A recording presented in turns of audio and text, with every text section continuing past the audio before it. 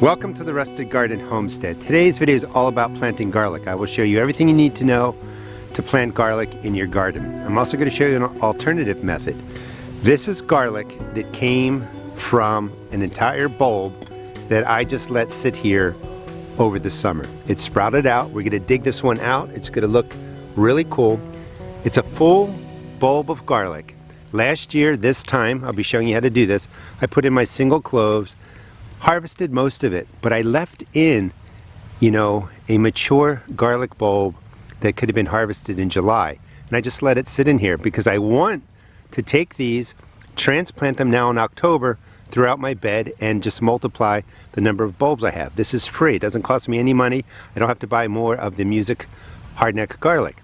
So I leave a bulb like this in the ground. It matured in July and I just let it sit there. Come October, it's going to send up all these shoots.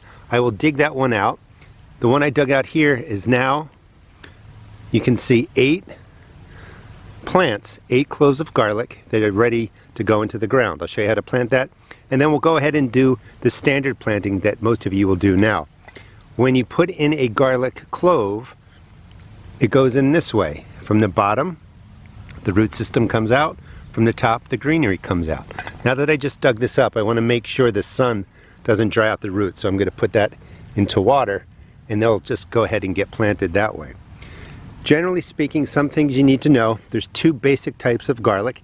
Elephant garlic is not garlic, number 1. This is softneck garlic. This is a clove of garlic. This is a bulb of garlic. And these are garlic cloves. You plant the cloves. Softneck garlic doesn't need a long cold period. Hardneck garlic, you want to plant in Maryland, October, November, December. Get it into the ground. It needs the cold winter to really go through a process where it sets itself up. It gets the signals from the cold that next year it's supposed to grow, do something like that, and form these beautiful bulbs of garlic. If hardneck garlic doesn't get that cold period, they don't really form well. So the hardneck garlic are the garlics you want to get into the ground in the fall.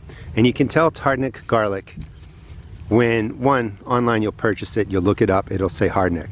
But it's a very hard stem right in here that when you go to push this, you can't move it. This is softneck. This moves, it's flexible. It's a different type, we'll talk about that in a second. Hardneck garlic will also grow garlic scapes, which people like to use in cooking. If the garlic is growing the scape, and again, only the hardneck variety does that, when they get to about 6 inches, if you want a nice bulb, you want to remove the scape because it's going to take energy from the formation of the bulb. So hardneck garlic goes in the fall, needs a freezing cold winter period. Softneck garlic you could put in now. I do that sometimes, but you can really just take the softneck garlic, push it into the ground early spring. It will get enough of a cold period to form and develop bulbs that look like this. So it's up to you when you want to put in the softneck. I find that sometimes the softneck gets a little bit beat up with the colder winters versus being pressed in early spring. And I'm talking, here in Maryland, you could do that like probably March 1st, second week of February. As soon as you can get into the soil, you can press in the softneck garlic.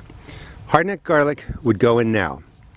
Basic setup is you want loose soil, something that drains. Your garlic's only going to be pressed down 2 to 4 inches into the soil, and you're going to press it down a little bit deeper the more north you go. I really want to go past 4 inches, but let's just say you're really way up north, you're in Maine or you're in Canada, and the cold gets too strong. Instead of pushing your garlic down 6-8 inches to protect it from the hard freeze in the soil surface, go down 4 inches and then add in 2, 4, 6 layers of mulch. That will insulate the garlic in those more extreme northern temperatures, and then come spring, move the mulch away, and then your garlic's going to come up and it's going to look great. If you want to fertilize, I have tons of compost. All they really need is compost. Any plant, all it really needs is compost. So I'll be putting in some compost in here, planting the garlic. I'll show you that. But generally speaking, you can go ahead, put in 2 inches, 5 centimeters of compost in here, mix it through the top 4, 6 inches. Any organic granular, if you just want to throw a handful down, you can do that. Some people feel adding phosphorus like bone meal helps the bulb development. I found that not to be so much true. The addition of phosphorus doesn't really help the garlic. It's having a nicely draining soil, basic compost in the ground, and then come spring, I'm going to water this in with a water-soluble fertilizer. When I see the green coming up, I'm going to water it in again when it's about 6 or 8 inches tall. The green is 6 or 8 inches tall, and then maybe a third time. That water-soluble fertilizer really seems to do the trick. All right, let me set this up for planting the garlic you see here into that. But first I want to dig up the bulb. It's really cool looking, and show you what it looks like. This is the alternative method to planting garlic. I did this last year. It worked really, really well.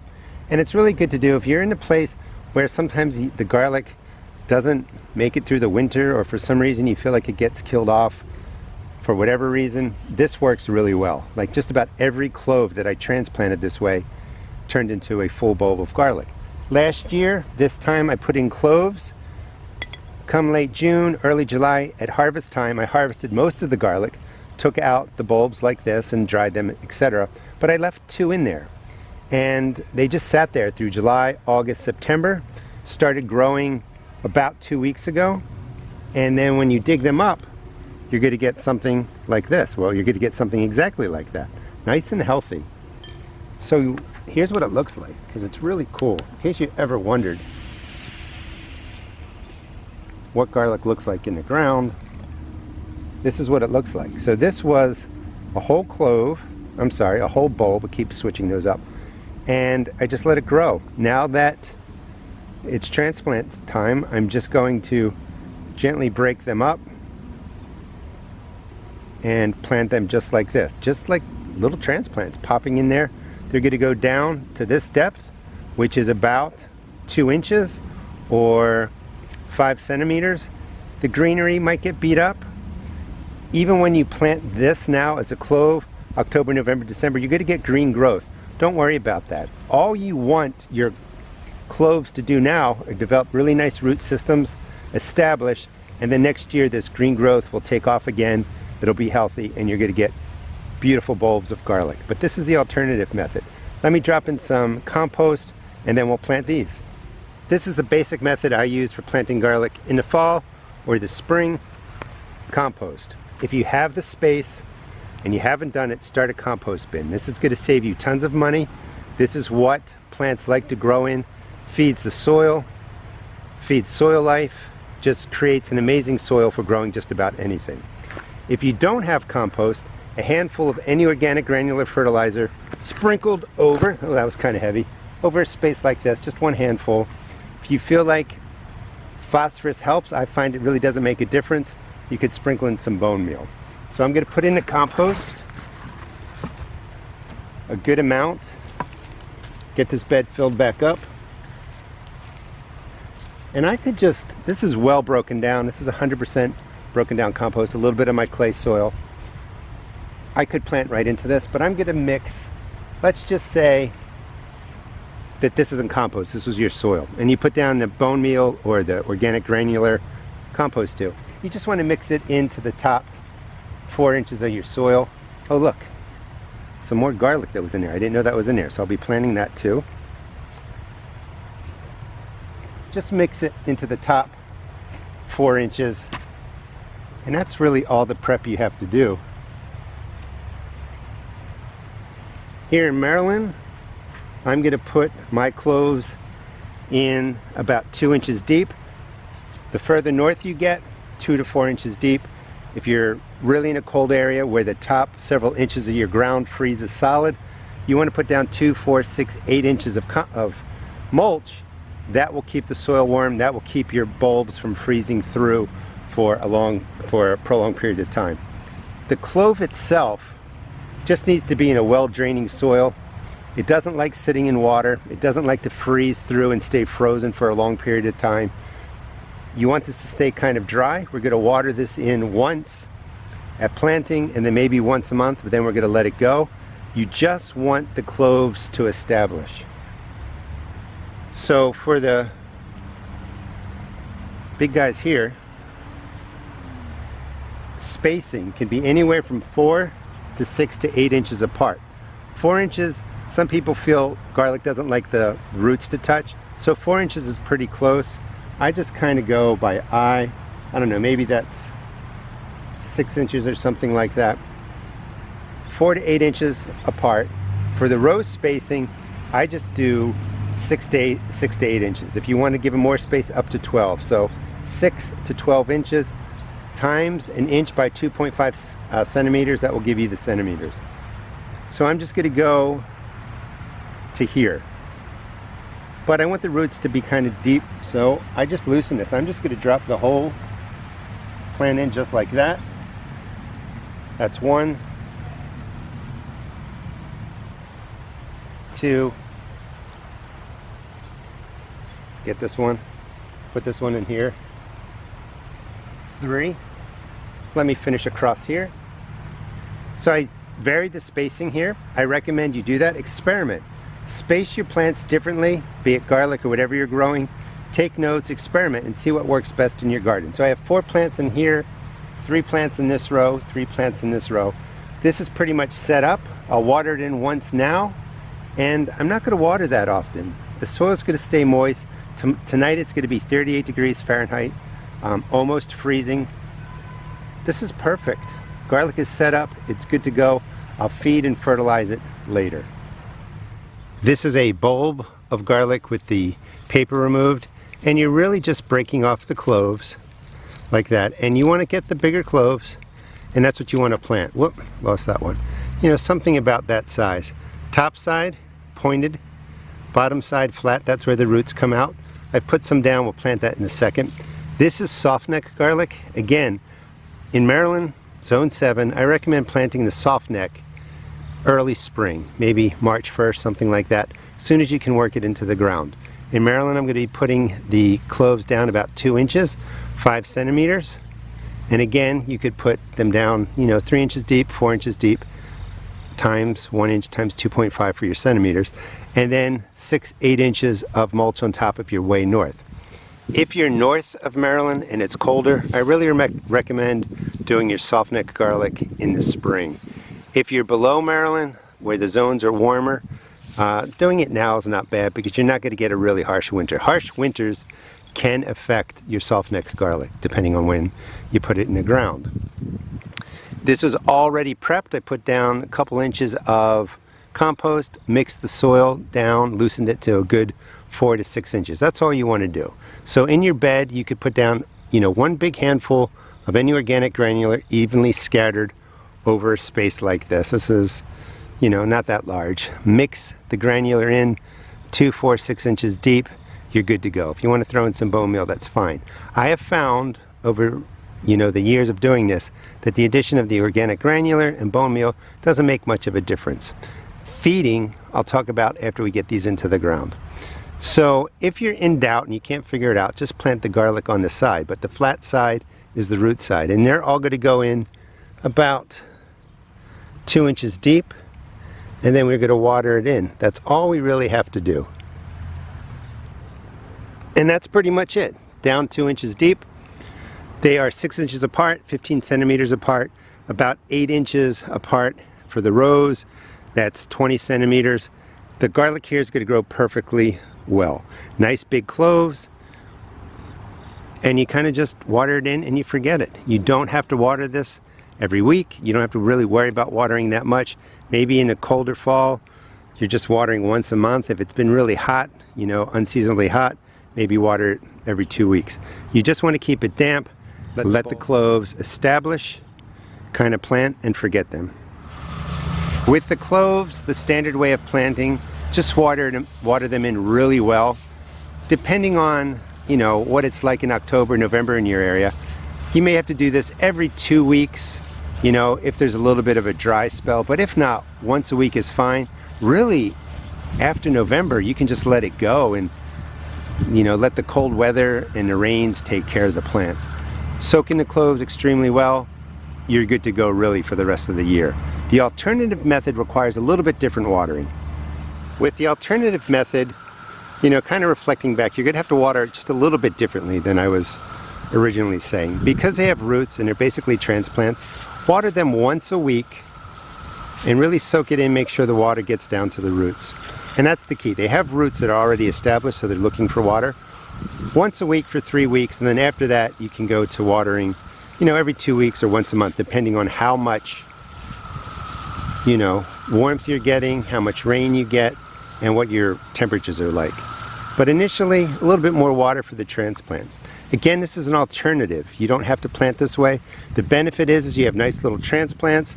I find, viability wise, out of 6, 10 plants here, probably 9 of them are going to survive. Sometimes when I put in cloves, they all don't make it. A good amount does, but sometimes something happens. With the transplants I found, it's just, they're a little bit more viable and a little bit more success of them establishing and being there for you. But you don't have to do the alternative method. The standard way works perfectly well. It's what people have been doing for hundreds of years. Growing garlic in containers, as well as other plants, is a little bit of a different beast. Plants really take the nutrients out of the soil, so depending on what you're growing, when it comes to planting your garlic, you really have to refresh the soil with the fertilizers. So unlike in the ground where I'm saying you don't need to use as much, just use compost or a little bit of this water-soluble fertilizer, we really want to replenish your container soil with fertilizer. So in this case, we're going to certainly use compost, but I like to use a big handful of any organic granular fertilizer, mix it in, and really work it a good 6, 8 inches deep. And remember, just multiply those numbers by 2.5. That'll give you centimeters. Really mix it through.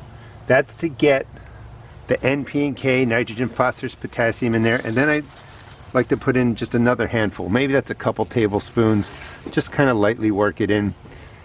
That ensures that you're putting back in the nitrogen, phosphorus, potassium that your other plants have really taken out of here. Because unlike the earth, there's only so much fertilizer in there. You also want a nice, loose soil so that it drains well. You don't want your garlic cloves to be sitting in soggy, wet soil. Now, I want to add in the compost. I'm going to mix that in. Good 4 centimeters, or a good 4 inches, 10 centimeters, 15 centimeters. Just mix it through. And we're just establishing root systems here in the fall for the cloves of garlic. Come spring, we're going to add in the water-soluble fertilizer, get it off to a great spring start, and we'll feed it, just like I'll be talking about shortly. All right, so the container's set up. This is a 20-gallon container. This is a fabric pot. I sell these at my seed and garden shop if you want to check them out. I do recommend nowadays about a 20-gallon pot. I've grown them in 10-gallon pots, 5-gallon pots. As long as you know your container isn't going to freeze solid through for a prolonged period, you can really grow in any kind of container. You want a good, depth of at least 12 inches if you're going with something smaller. That's 30 centimeters so that you have a good amount of space for the roots to grow into. But I like the 20-gallon container like this. And sorry, I can't convert that to liters in my head. Spacing wise, it's going to vary a little bit. If you're in a colder area and it gets really cold and the freeze is going to work its way into the container, you don't want to plant too close to the outside. But generally speaking, here in Maryland Zone 7, I like to go with about every 4 to 6 inches, something like that. It's a little bit more closely together here. I could probably squeeze one more in if I wanted to. I'll drop, well, let's do that. I'll space it out just a little bit more, drop one into there, every 4 to 6 inches, one in the center, and that's plenty of space for these cloves to develop into nice bulbs. Again, that's the bottom, that's the top, just going down 2 inches.